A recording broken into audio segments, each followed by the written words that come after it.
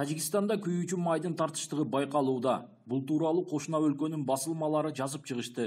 Тажикстан күйүүчү майды Казакстан жана Россиядан сатып алчу. Учурда Казакстандан келбей калган.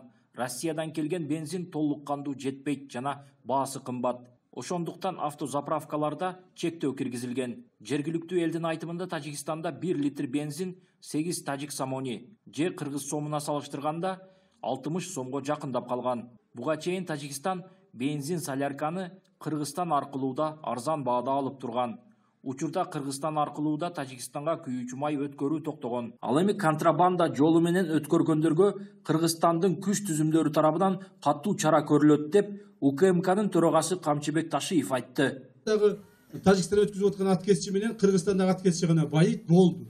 Мамлекетке пайдасы жок. Жолдорду талкалайт. Азыр айтып атпайм. Оштон бул жерге келгенче бир бензовоз көрбөдүм. Демек бир аз болсо дагы жакшы болуп калды да. Мен айтпайм толук бүттү деп. Бирок бир аз жакшы болуп калды туугандар. Урматтуу туугандар, тажик туугандарга айтып койгула. Эч нерсесин эч жака биз өткүзбөйбүз.